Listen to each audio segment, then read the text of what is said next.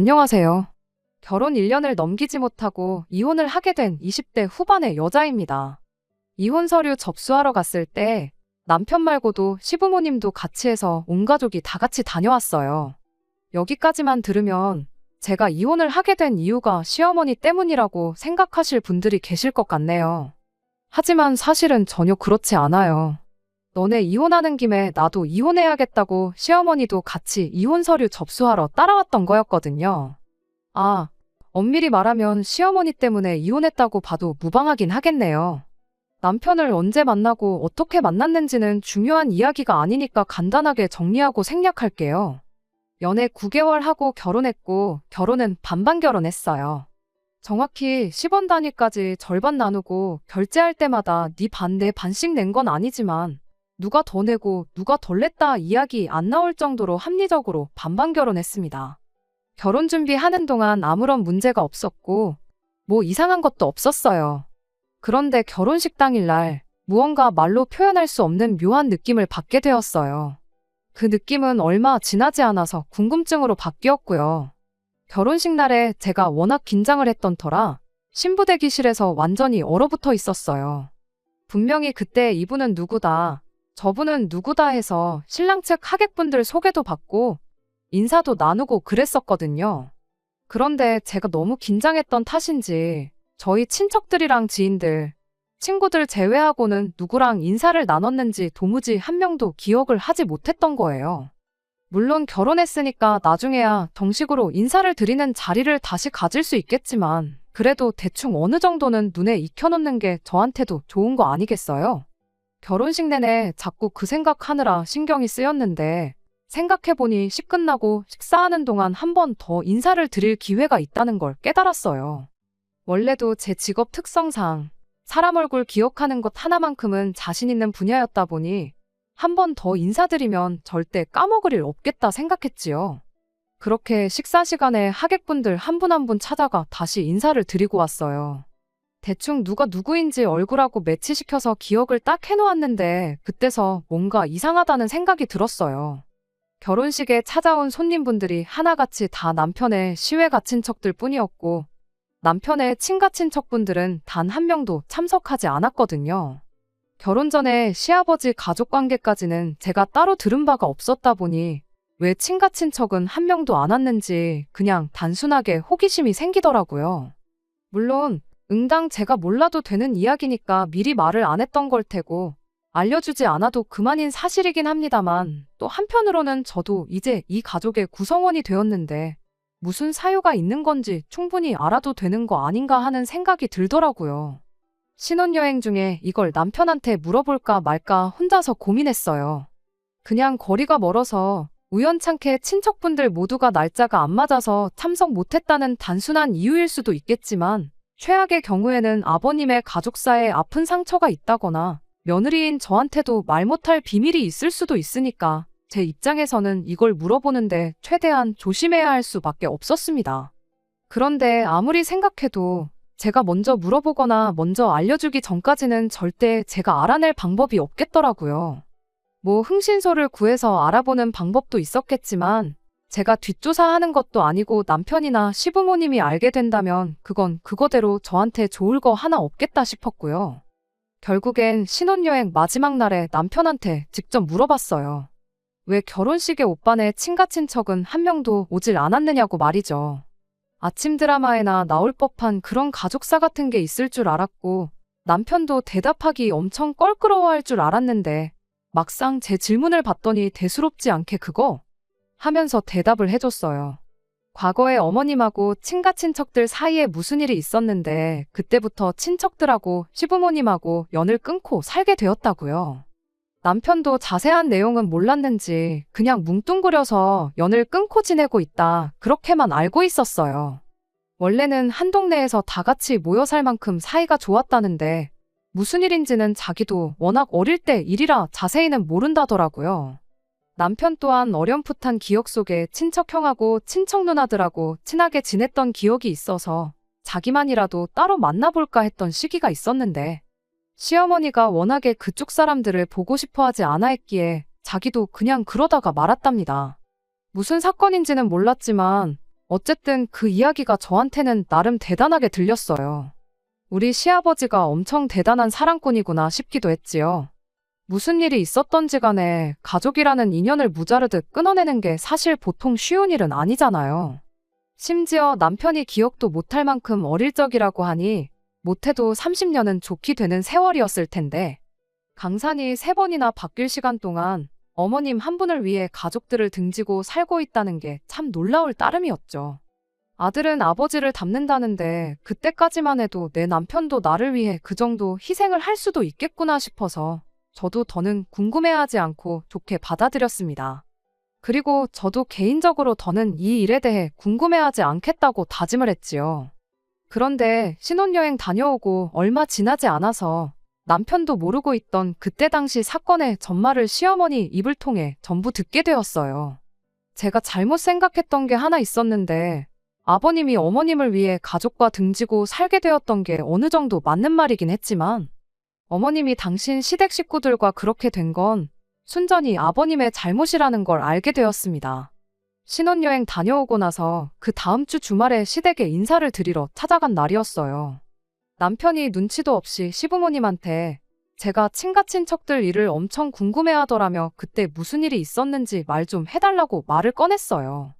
제가 분명히 더는 궁금해하지 않고 물어보지도 않겠다고 그날 남편한테 말을 했는데 눈치를 보아하니 자기도 왜 친척들하고 등지게 되었는지 궁금했었나 봐요.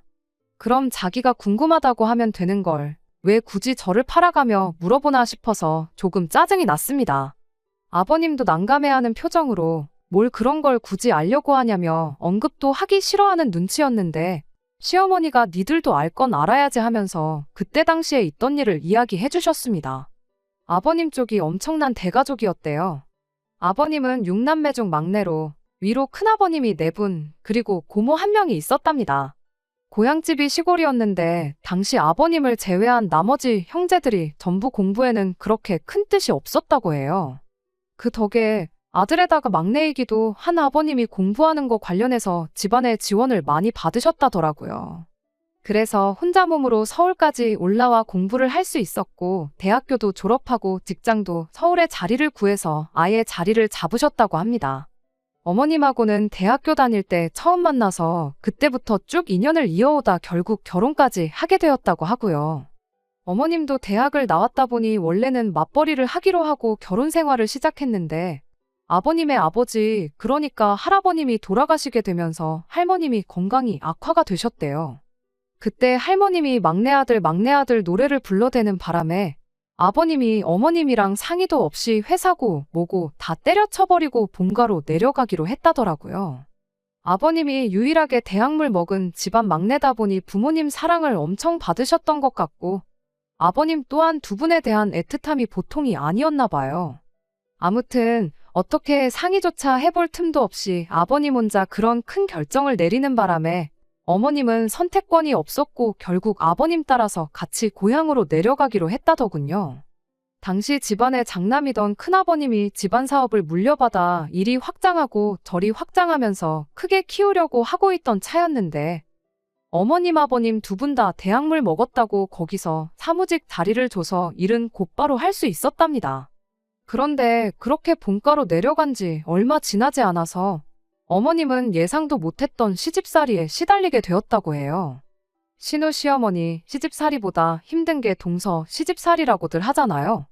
신우야 고모님 한 분밖에 안 계셨고 할머님이 아버님을 워낙에 이뻐했으니 어떻게든 견딜 수 있었다지만 큰어머니들은 경우가 달랐나 봐요. 어머님이 대학물 먹었다는 것도 엄청 눈꼴시러웠나 본데 거기에 추가로 자기들은 아픈 시어머니 돌아가면서 모시고 있는데 며느리 중에서도 서열이 제일 아래인 시어머니는 사무직일을 시킨다고 책상머리에 앉아있는 걸 두 눈을 뜨고 볼 수가 없던 거였죠. 그 덕에 큰어머니들끼리 똘똘 뭉쳐서 쟤는 뭔데 왜 시어머니 봉양을 안 하는 거냐 뭐냐 아주 난리통을 치는 바람에 어머님은 그나마 경력을 이어갈 수 있었던 사무직 자리도 내려놓아야 했고 다른 큰어머니들처럼 할머니 병수발을 들기로 했답니다.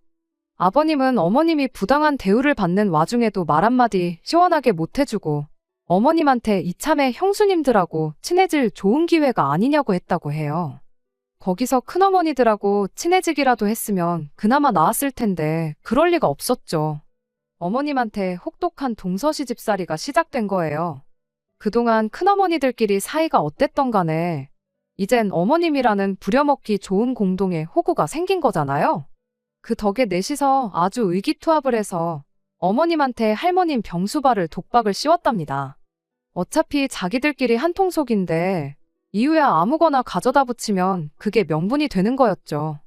여태껏 서울에 떨어져 살면서 며느리돌이 제대로 한번 해본 적이 없으니 앞으로 3년은 어머님 혼자서 할머님 병수발을 들라고 우기기 시작했던 거예요. 말이 3년이지 할머님이 연세도 있고 한데 말인즉슨 돌아가실 때까지 곁에서 수발을 들라고 하는 거였죠. 만에 하나 3년이 지났는데 할머님이 살아계신다 한들 그때는 아마 또 새로운 이유를 찾았을 거라는 거예요. 할머님만 간병하면 다행이었겠지만 그게 아니라 할머님 병수발 드는 짬짬이 어머님한테 자기들 필요한 일을 시키기 시작했답니다. 할머님이 24시간 내내 아픈 게 아니셨기 때문에 괜찮아 보이면 괜찮은 대로 큰어머니 댁 아무데나 끌려가서 집안일도 도와야 했고 그쪽 친정행사까지 끌려가서 온갖가지 일을 했다더라고요. 그렇게 1년이 지나니 어머님 몸무게가 거의 10kg 넘게 빠지고 원형 탈모도 겪고 아주 말도 못할 만큼 힘들었다더라고요. 무슨 부귀영화를 누리려고 이 사람을 따라와서 이 고생을 하고 있나 싶고 우울증 증세까지 보이셨다고 해요. 그 와중에도 아버님은 형님들, 형수님들 눈치 본다고 말 한마디 못하고 어머님 보고 참고 견디라는 말만 했다더랍니다. 당장 아버님 일자리부터가 집안 사업이었다 보니 괜히 형님이나 형수님 기분 거슬러서 좋을 거 없다고 한다던가 지성이면 감천이라고 언젠간 형수님들이 당신 노고를 알아줄 테니 견디고 참고 있어라 하는 식으로 말이죠. 그런 식으로 아버님이 대충 어머님 기분만 달래며 하루하루를 보내고 있었는데 할머님의 건강이 급격하게 안 좋아지면서 결국 돌아가셨다고 합니다. 그때 어머님은 어머님 나름대로 이젠 간병의 의무는 끝이 나게 되었으니 삶이 조금 나아지지는 않겠나 기대를 하셨다는데 어머님을 기다리고 있던 건 자유가 아니고 추악한 동서시집살이의 시작이었다고 합니다. 결국 견디다 못한 어머님이 아버님한테 언제까지 이렇게 살아야 되냐 하소연을 하셨는데 아버님이 어머님 앞에서 큰어머니들 편을 들어줬다고 해요. 시집살이 당신만 하고 있는 줄 아느냐고 우리 큰형수님도 처음 시집 왔을 때 어머니한테 시집살이 제대로 당했었고 아래로 들어온 형수님들도 어머니부터 위로 형수님들까지 다 시집살이 겪고 오신 분들인 거 모르냐면서요. 시집살이라는 게 원래 대물림 되는 거 모르냐고 우리가 서울에서 사는 동안 안 했던 자식돌이 며느리돌이를 하고 있는 거니 불만 갖지 말라고 했대요. 그때 어머님이 터져버린 거예요.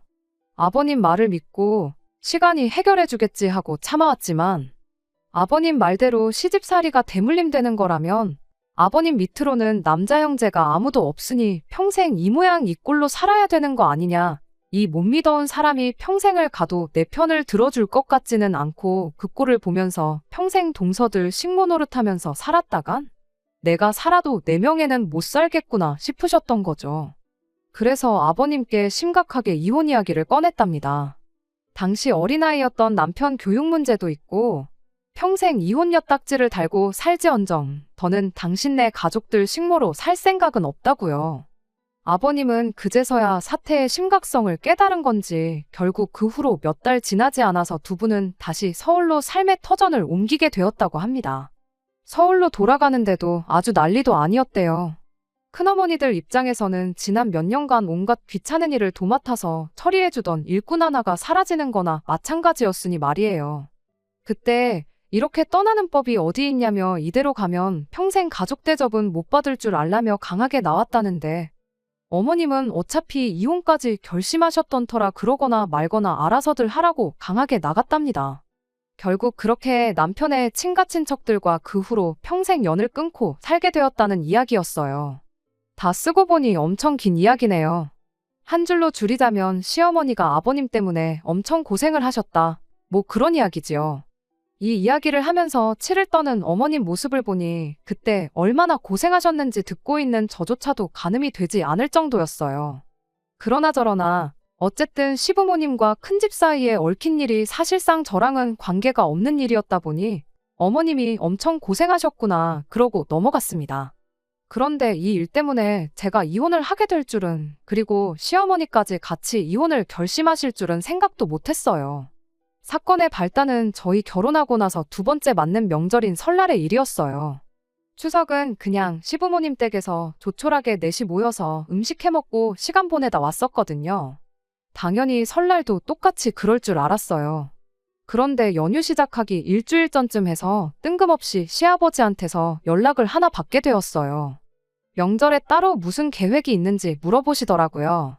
큰 계획은 없었고 집에서 그냥 쉴 계획이라 명절 당일날 아침에 시댁, 저녁에 친정 다녀오려고 한다고 대답했는데 그러지 말고 연휴 동안 다른 약속 잡지 말고 있어보라고 하시더라고요.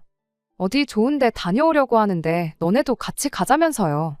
시댁 상황이 그렇다 보니 따로 제사도 지내지 않아서 말 그대로 저는 어디 여행이라도 다녀오실 계획인가 싶었어요. 왜 요즘은 명절 연휴 기간에서 여행들 많이 다녀오잖아요. 게다가 시아버지가 먼저 제안을 하셨는데 거기다 대고 싫다고 할 수도 없어서 알겠다고 대답했어요. 여행을 가실 생각이면 여행 계획이라도 대충 미리 세워놓아야 할 것 같아서 어디로 가실 계획이냐 물어봤는데 그건 차차 알려줄 테니 궁금해하지 말라셨는데 그때는 정말 이런 일이 일어날 줄 눈치도 채지 못하고 있었습니다. 남편이 시어머니한테 연락해서 어디 가는 거냐 대충 떠봤는데 어머님도 아버님이 어디 가는지 도통 말을 안 해준다며 전혀 모르는 눈치였어요. 아버님이 알려준 대로 2박 3일치 짐 챙겨서 연휴 시작하는 날 시댁으로 향했어요. 시댁에 도착했는데 현관문에서부터 쩌렁쩌렁 두 분이 티격태격하는 소리가 들리더라고요. 무슨 일인가 싶어서 후다닥 집 안으로 들어갔는데 어머님은 저희가 도착한 건 아랑곳하지도 않고 바닥에 거의 쓰러지다시피 누워서 발을 동동 구르며 내가 거길 왜 가냐고 소리만 지르고 계셨어요. 아버님은 미간에 주름을 잔뜩 만들어서는 인상만 쓰고 한숨만 푹푹 쉬고 있었고요. 어디 좋은데 데려가려고 비밀로 하셨나 싶었는데 아버님이 가려던 곳이 어디 놀러 가려는 게 아니었고 어머님이랑 저희들 데리고 평생 연을 끊고 지냈다던 그 큰 집에 가려던 거였다는 걸 알게 되었습니다. 사실은 그 30년 가까운 세월 동안 아버님이 완전히 큰집 식구들과 따로 연락을 하고 지냈던 거예요. 저희 결혼할 때도 축의금이라고 그쪽 집에서 아버님께 따로 50만 원을 보내줬었다네요.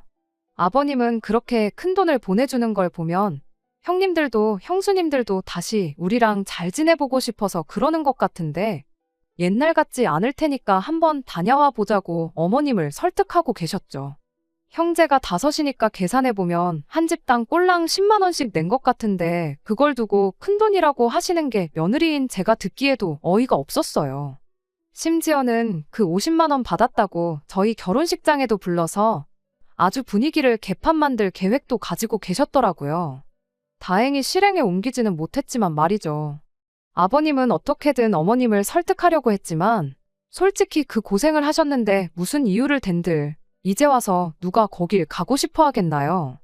정신 차리고 감정을 조금 추스르신 어머님이 아버님한테 나는 내 발로 그 집구석 2번 다시 들어가지 않겠다고 다짐했고 그 마음은 여전하다고 한마디 하시더군요. 아버님은 결국 감정에 호소하기 시작했어요. 당신 때문에 벌써 몇 년을 형제들, 조카들 얼굴도 못 보고 지냈다고. 나도 가족들하고 한데 어우러져 살고 싶다. 이 정도 했으면 충분히 용서해 줄 때가 되지 않았느냐고 하는데 어머님이 아버님 말을 딱 끊어버리더니 그렇게 쉽게 용서가 되는 일이었으면 그 집구석 찾아가도 내 발로 진작에 찾아갔을 거라고 정 그렇게 가고 싶으면 애들도 데려가지 말고 당신 혼자 내려갔다 오라 말하고 그냥 방으로 들어가 버리셨어요. 들어가면서 저희한테도 행여나 니들만이라도 따라서 다녀올 생각 말라 한마디 하셨고요. 아버님은 방에 들어가신 어머님을 보더니 제가 있는 건 아랑곳하지 않고 험한 욕을 섞어 쓰시면서 혼자 밖으로 나가버리시더라고요. 거기에 저희가 더 있어봤자 뭐 나아질 건 없는 것 같고 분위기도 그래서 결국 그 길로 저희는 저희대로 집으로 돌아왔습니다. 어머님, 아버님 문제가 저희한테까지 번질 거라고는 생각도 못했는데 집으로 돌아가는 차 안에서 일이 터지고야 말았네요. 남편이 말 한마디 없이 운전만 하고 있었어요. 그걸 보니 부모님 싸우는 걸 본 남편도 속도 속이 아니겠구나 싶어서 저도 딱히 아무 말 하지 않고 창문밖만 쳐다보고 있었죠. 그런데 남편이 난데없이 저한테 화를 내기 시작했어요. 너는 며느리가 돼서 어떻게 거기서 말 한마디 안 하고 있을 수 있냐면서 짜증을 내더라고요. 남편이 무슨 소리를 하는 건가 싶었죠. 부부싸움은 칼로 물베기라는데 심지어 시부모님이 싸우고 있는데 내가 거기서 무슨 말을 했어야 했냐고 되물었지요. 그리고 내가 며느리인 게 거기서 또 무슨 상관이냐고요. 제 물음에 돌아온 남편의 대답이 아주 가관이었습니다. 제가 거기서 어머님한테 걱정하지 마시라고 설득을 했어야 한다는 거예요. 내가 무슨 수로 설득을 하느냐 했더니 그 집에서 무슨 일을 시키건 간에 어머님 대신에 제가 다 할 테니 어머님은 눈치도 보지 마시고 아무 일도 하지 말고 며느리만 믿고 가만히 계시기만 하면 되는 거다 이렇게 말을 했어야 한다네요. 당최 무슨 소리를 하는 건지 이해가 안 돼서 뭔 소리냐고 똑바로 좀 말해보라고 다시 물었어요. 남편은 당당하게 생각해보라고. 벌써 30년 가까이 지난 일이다. 어머니한테 시집살이 시키던 큰어머니들도 전부 다 며느리들을 봤을 텐데 며느리 부려먹으면 되지 어머니한테 일을 시키겠냐고요. 행여나 무슨 일을 시킨다 하더라도 어머님도 며느리인 제가 있으니 저한테 시키면 다 해결되는 일인데 어머니가 시집살이 때문에 고생했던 게 있으니 너한테 무슨 일을 시키기는 뭐 할 것 아니냐고. 그러니까 그 전에 제가 나서서 어머님한테 일은 제가 할 테니 가서 편히 쉬다 오실 생각만 하시면 된다 하고 걱정을 없애드렸어야 한다는 겁니다. 제가 남편한테 지금 제정신으로 하는 소리냐고 했어요. 어머님 말 맞다나 아버님이 그때 당시에 시집살이는 대물림 되는 거라고 했던 말이랑 다르게 뭐가 있느냐고 따져 물었죠. 그랬더니 그때랑 지금이랑 같냐고. 시대가 달라졌는데 어머니가 당했던 것처럼 너한테 뭐 혹독한 일이라도 시킬까봐 그러냐. 그리고 만에 하나 너한테 일을 시킨다고 한들 어머니처럼 몇 년을 시키는 게 아니고 고작 2박 3일 하고 오는 건데 그게 그렇게 힘든 일이냐고 입에 개거품을 물더라고요. 제가 사람을 잘못 봐도 한참 잘못 봤어요. 자초지종을 모르고 아버님이 어머님을 위해서 가족들과 연을 끊었다는 사실을 알게 되었을 때 남편도 아버님을 보고 배워서 배우자를 위해선 가족과도 연을 끊을 만큼 어려운 결단을 내릴 줄 아는 사람이겠다고 생각했는데 그게 아니고 닮아선 안 될 부분만 쏙 골라서 닮은 거였어요.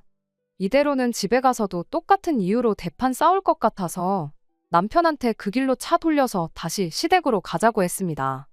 이유는 말 안 해줬는데 남편 표정이 한층 밝아진 게 제가 시댁에 다시 가자고 한 게 시집이비를 가리려고 하는 게 아니라 자기가 말한 대로 어머님 설득해서 큰 집에 모시고 가려고 하는 거라 생각했었나 봐요. 저는 열받아서 말 한마디 나오질 않는데 남편은 뭐가 그렇게 신이 난 건지 콧노래까지 흥얼거리면서 운전을 하고 있더라고요. 그래, 어디 한번 집에 가서도 콧노래가 나오는지 한번 두고 보자 했어요. 결국 그렇게 시댁에 다시 도착했습니다. 저희 나갈 때만 해도 집 밖을 뛰쳐나가셨던 아버님이 다시 들어오신 건지 또 현관문 앞에서부터 요란한 게 두 분이 저희 집에 가고 나서 같은 일을 가지고 2차전을 하고 계신다는 걸 알 수 있었습니다. 남편은 이 상황을 해결할 구세주라도 된 것 마냥 당당하게 현관문을 열었어요. 어머님도 아버님도 다투던 걸 멈추고 니들이 여기는 왜 다시 또 왔냐는 표정으로 저희를 쳐다보셨고요. 남편은 의기양양하게 엄마 아빠 여기 며느리가 할 말이 있대요 하면서 저를 두 분 앞으로 떠밀었어요.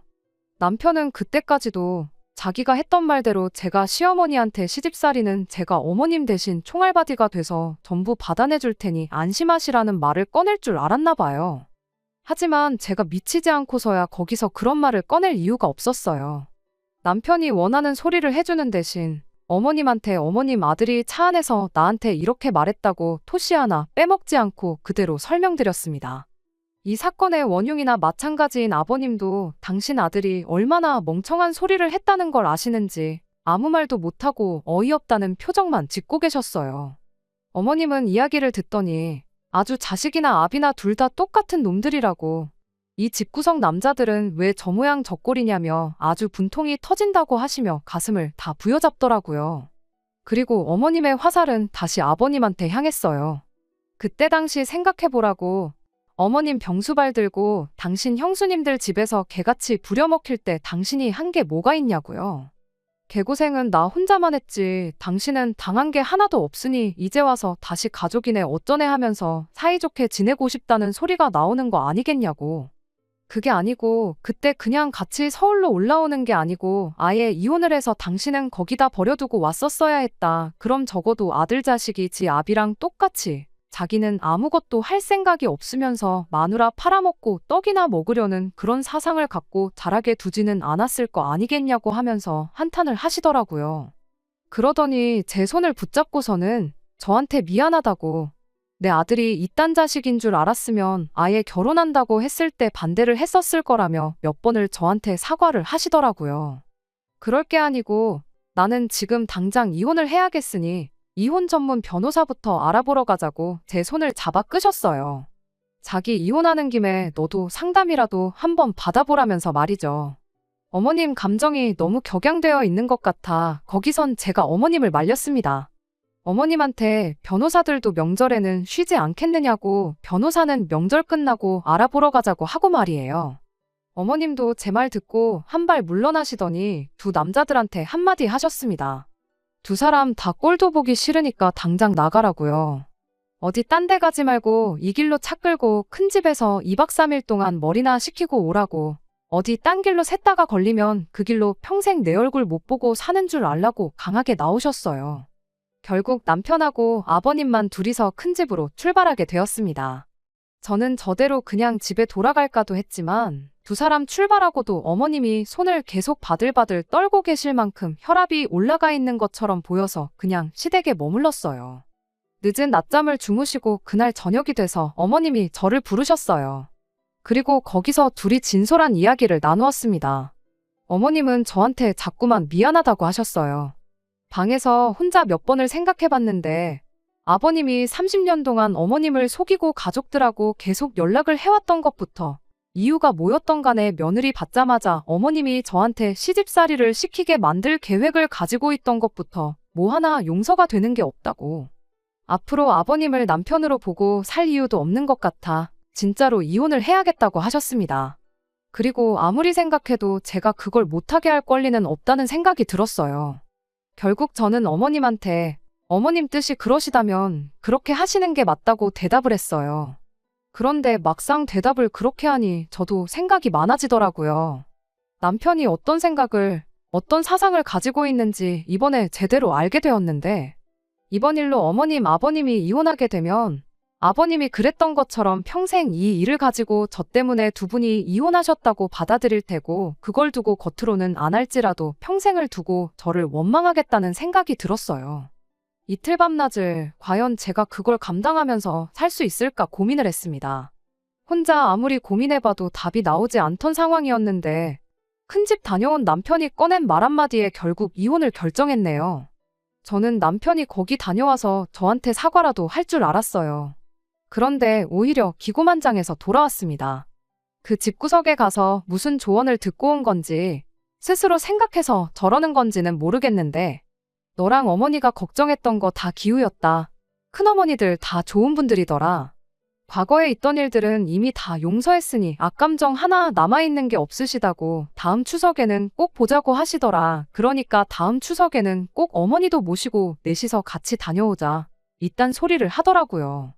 다른 건 몰라도 남편은 어떻게 아들이 돼서 그 집 구석 다녀오고 나서 큰어머니들이 어머니를 용서했다더라 하는 말을 꺼낼 수 있는가 싶었어요. 아무리 생각해도 용서는 어머님이 그분들을 해드리는 게 맞는 건데 말이에요. 그때 확신했어요. 어머님은 이혼을 확고하게 결심하신 것 같은데 그렇게 되면 남편이 평생 내 잘못으로 시부모님이 이혼하셨다고 생각할 테고 그걸 두고 평생 나를 원망만 하고 살겠구나 말이에요. 저는 그날 남편 말에 아무 대답하지 않았고 명절 끝나고 나서 어머님 모시고 변호사 만나고 오는 길에 저도 같이 이혼 상담을 받고 왔습니다. 어머님의 경우에는 소송까지 가도 절대 지지 않을 것 같다는 대답을 들었는데 저의 경우에는 소송으로 갔을 때 기각될 확률이 높으니 최대한 남편과 협의점을 찾아서 이혼을 해야 한다는 조언을 받았어요. 결국 남편과 협의점을 찾는 데까지 시간이 걸리게 되어서 얼마 전에야 겨우 이혼 서류를 제출할 수 있었습니다. 시어머니랑 며느리가 같이 이혼 서류 제출하러 가는 게 누가 봐도 콩가루 집안처럼 보였을 테지만 그 사람들이 제 인생 대신 살아주는 게 아니잖아요.